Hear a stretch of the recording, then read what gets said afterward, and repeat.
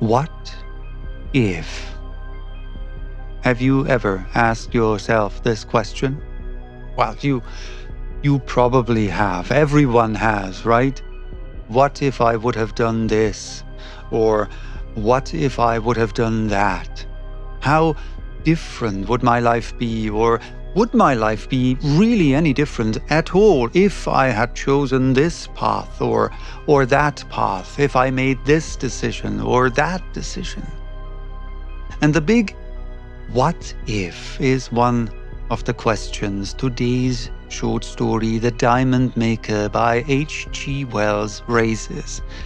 It's also a story about dedication, ambition, obsession, if you will, and it raises ethical questions about the social implications of scientific discoveries. Hello and welcome to another short story. The Diamond Maker was first published in 1894 in the Pall Mall Budget and is the tale of a businessman who hears an account from a man who has devoted years of his life to making diamonds. H.G. Wells is widely considered to be one of the fathers of science fiction, as you probably already heard or read 100 times. He invented new concepts, shaped the genre itself, and as a result, his stories are often visionary accounts of a future that is now the present. So, yeah, I think we can claim that his work is not only exciting and fun, but also important. The Diamond Maker, in particular, also reflects Wells's own experience of poverty and hardship, as well as his fascination with chemistry and physics. I hope you enjoy listening to The Diamond Maker, a classic and captivating story full of suspense, irony, and imagination, which shows Wells's mastery of the short story form.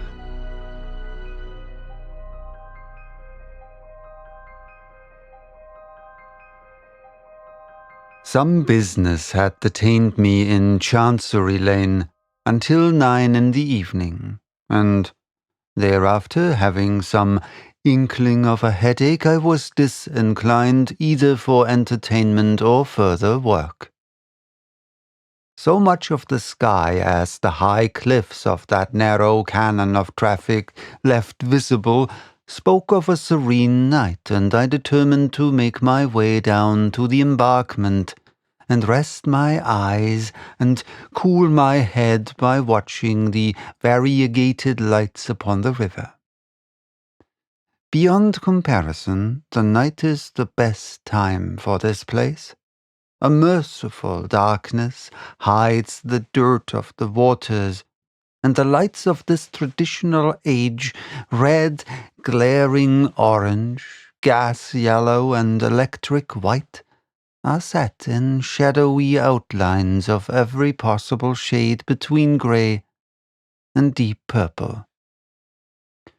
Through the arches of Waterloo Bridge, 100 points of light mark the sweep of the embankment, and above its parapet rise the towers of Westminster, warm, grey against the sunlight.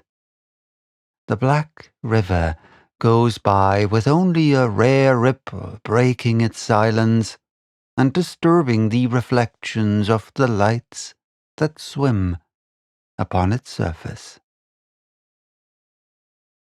"A warm night," said a voice at my side. I turned my head and saw the profile of a man who was leaning over the parapet beside me. It was a refined face, not unhandsome, though pinched and pale enough, and a coat collar turned up and pinned round the throat marked his status in life as sharply as a uniform. I felt I was committed to the price of a bed and breakfast if I answered him. I looked at him curiously. Would he have anything to tell me worth the money, or was he the common incapable? Incapable even of telling his own story. There was a quality of intelligence in his forehead and eyes, and a certain tremulousness in his nether lip that decided me. Very warm, said I, but not too warm for us here. No, he said, still looking across the water. It is pleasant enough here, just now.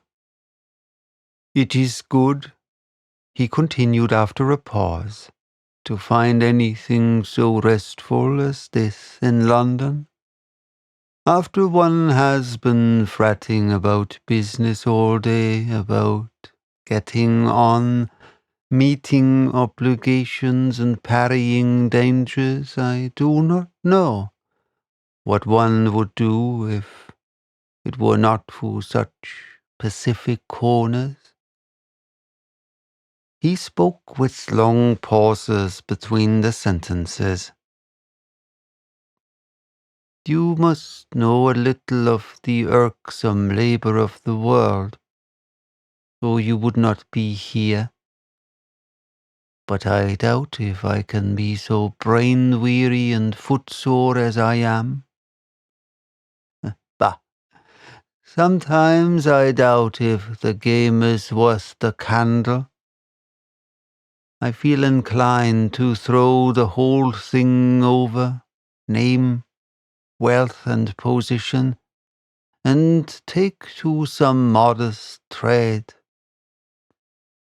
But I know if I abandoned my ambition, hardly as she uses me, I should have nothing but remorse left for the rest of my days. He became silent. I looked at him in astonishment. If I ever saw a man hopelessly hard up, it was the man in front of me. He was ragged, and he was dirty, unshaven and unkempt. He looked as though he had been left in a dustbin for a week.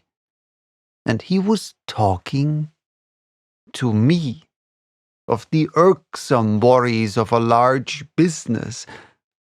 I almost laughed outright. Either he was mad or playing a sorry jest on his own poverty.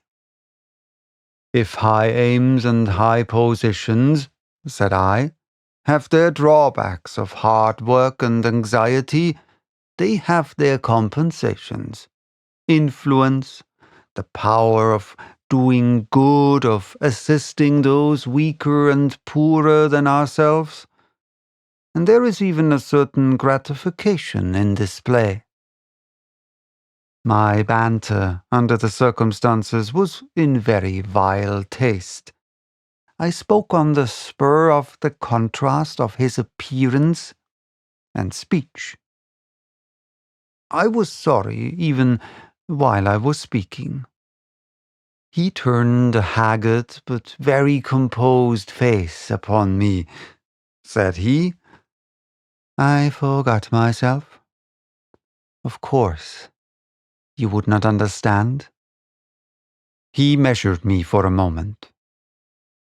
No doubt it is very absurd. You will not believe me even when I tell you, so that it is fairly safe to tell you. And it will be a comfort to tell someone. I really have a big business in hand. A very big business. But there are troubles just now.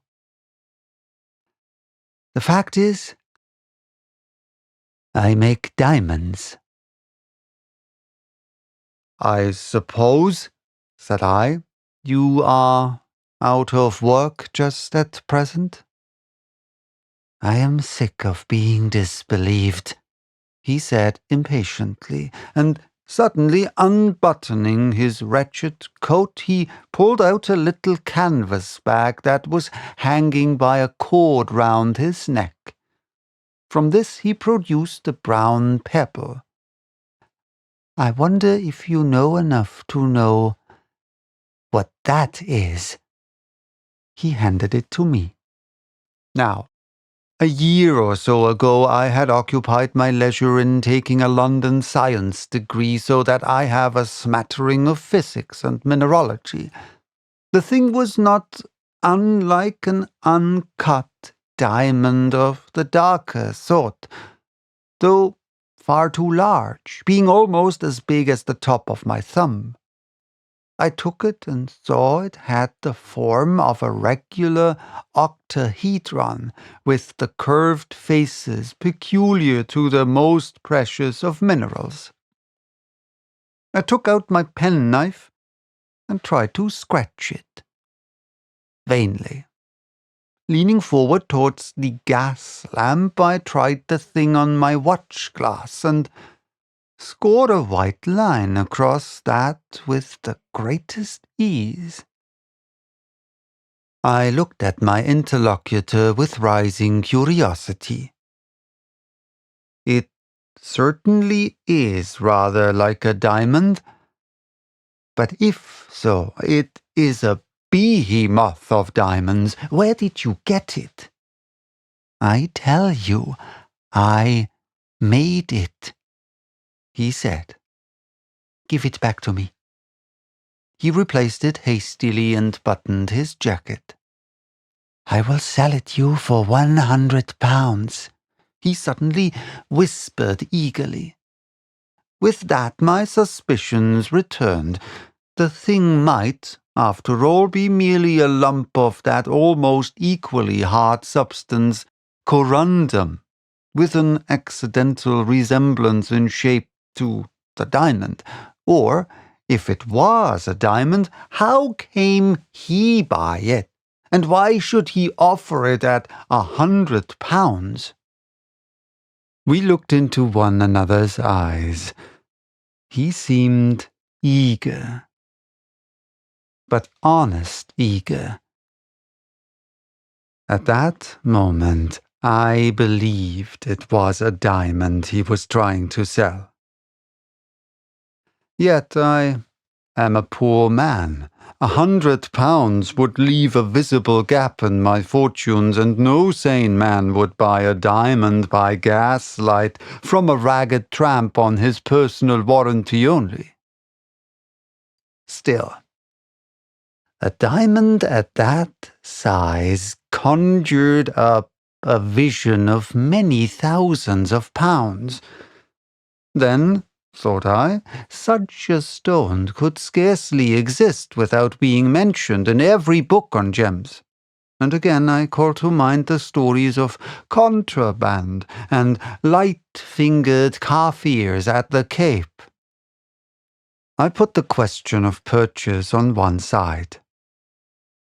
"How did you get it?" said I. "I made it." I had heard something of Moisan, but I knew his artificial diamonds were very small. I shook my head. "You seem to know something of this kind of thing.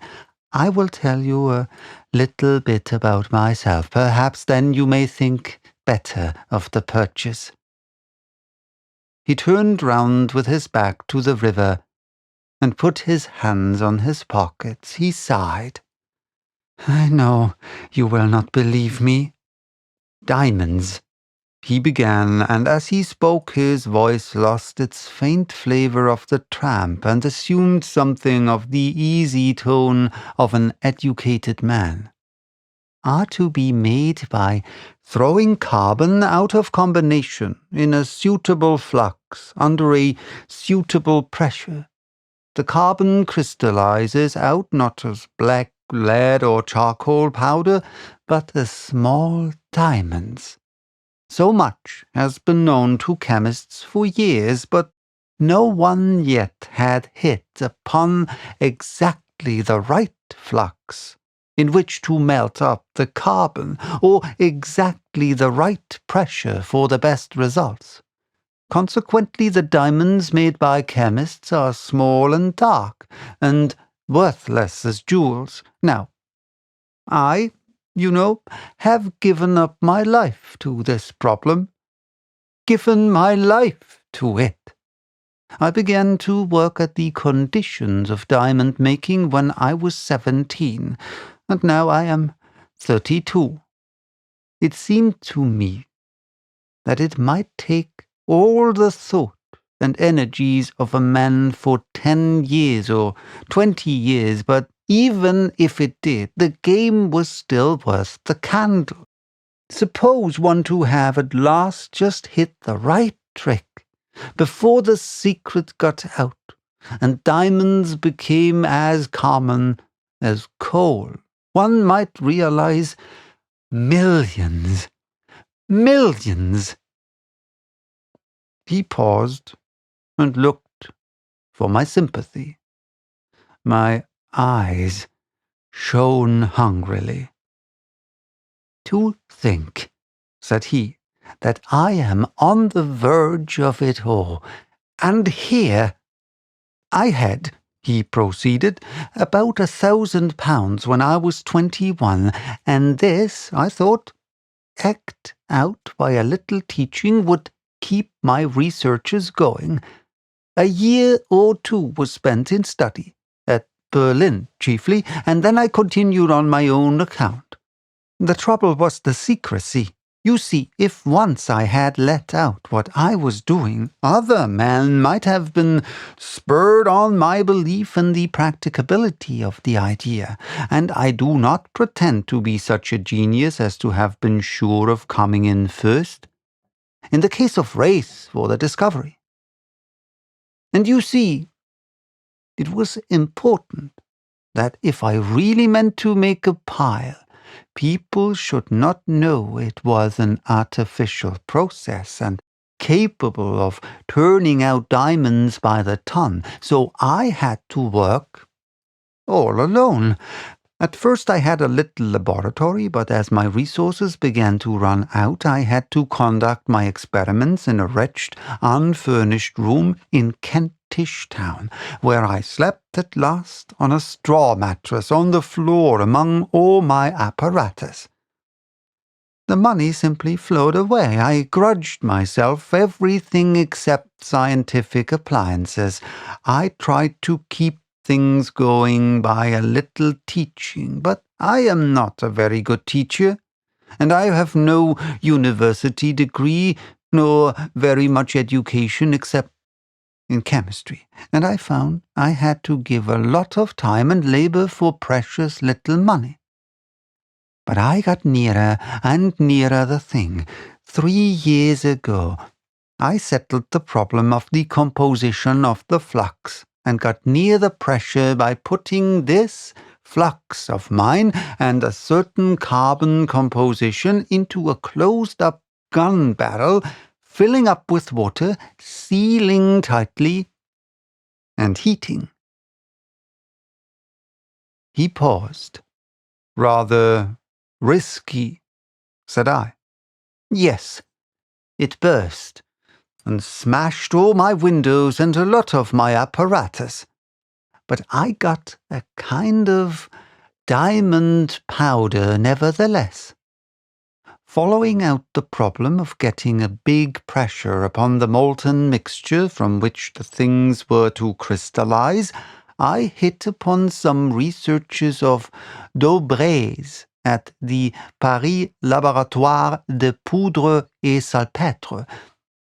He exploded dynamite in a tightly screwed steel cylinder too strong to burst, and I found he could crush rocks into a muck not unlike the South African bed in which diamonds are found.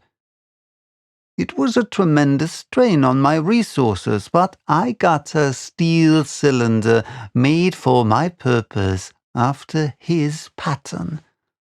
I put in all my stuff and my explosives, built up a fire in my furnace, put the whole concern in, and went out for a walk. I could not help laughing at his matter-of-fact manner.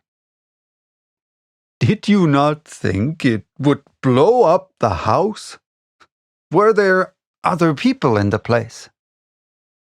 It was in the interest of science, he said, ultimately.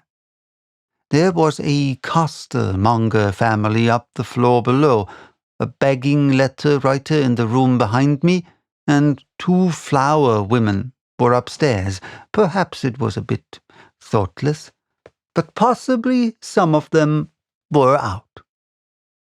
When I came back, the thing was just where I left it, among the white-hot coals. The explosive hadn't burst the case. And then I had a problem to face. You know, time is an important element in crystallization. If you hurry the process, the crystals are small. It is only by prolonged standing that they grow to any size.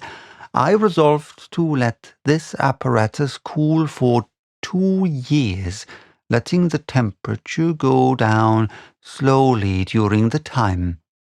And I was now quite out of money, and with a big fire and the rent of my room, as well as my hunger to satisfy, I had scarcely a penny in the world. I can hardly tell you all the shifts I was put to while I was making the diamonds.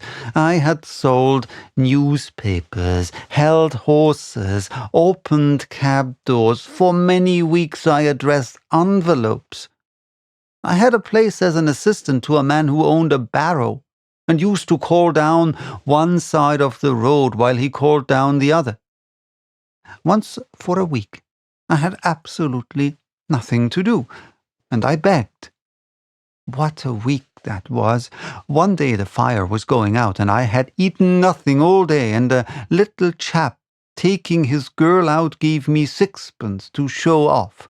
Thank heavens for vanity. How the fish shop smelt! But I went and spent it all on coals and had the furnace bright red again, and then, well, hunger makes a fool of a man. At last, 3 weeks ago, I let the fire out.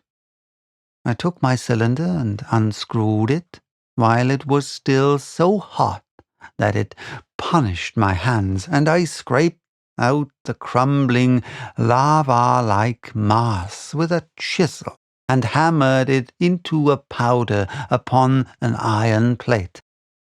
And I found 3 big diamonds and 5 small ones.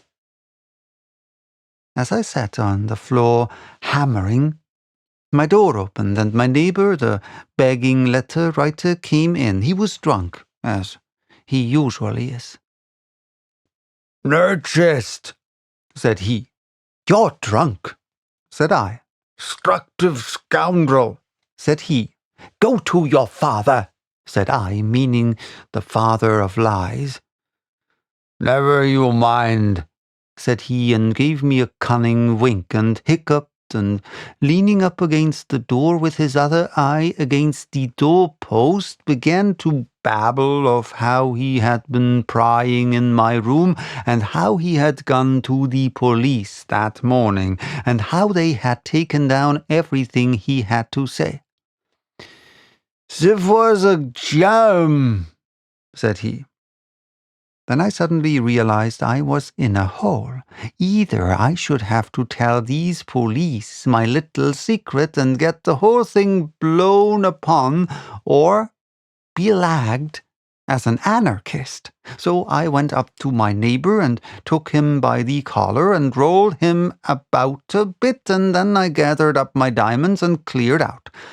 The evening newspapers called my den the Kentish Town Bomb Factory, and now I cannot part with the things for love or money. If I go to respectable jewelers, they ask me to wait and go and whisper to a clerk to fetch a policeman. And then I say I cannot wait. And I found out a receiver of stolen goods, and he simply stuck to the one I gave him and told me to prosecute if I wanted it back. I'm going about now with several £100,000 worth of diamonds round my neck and without either food or shelter. You are the first person I have taken into my confidence. But I like your face, and I am heart-driven. He looked into my eyes. It would be madness, said I, for me to buy a diamond under the circumstances. Besides, I do not carry hundreds of pounds about me in my pocket. Yet I more than half believe your story. I will, if you like, do this. Come to my office tomorrow. You think I am a thief, said he keenly. You will tell the police I am not coming into a trap. Somehow I am assured you are no thief. Here is my card. Take that, anyhow. You need not come to any appointment. Come when you will. He took the card and an earnest of my goodwill. Think better of it, and come, said I. He shook his head doubtfully. I will pay back your half-crown with interest some day. Such interest as will amaze you, said he. Anyhow, you will keep the secret? Don't follow me. He crossed the road and went into the darkness towards the little steps under the archway leading into Essex Street, and I let him go. And that was the last I ever saw of him. Afterwards I had 2 letters from him asking me to send banknotes, not checks, to certain addresses. I weighed the matter over and took what I conceived to be the wisest course. Once he called upon me when I was out. My urchin described him as a very thin, dirty and ragged man with a dreadful cough. He left no message. That was the finish of him so far, as my story goes. I wonder sometimes what has become of him. Was he an ingenious monomaniac, or a fraudulent dealer in pebbles? Or has he really made diamonds as he asserted? The latter is just sufficiently credible to make me think at times that I have missed the most brilliant opportunity of my life. He may, of course, be dead, and his diamonds carelessly thrown aside. One, I repeat, was almost as big as my thumb. Or he may be still wandering about trying to sell the things. It is just possible he may yet emerge upon society and, passing athwart my heavens in the serene altitude sacred to the wealthy and the well-advertised, reproach me silently for my want of enterprise. I sometimes think I might at least have risked £5.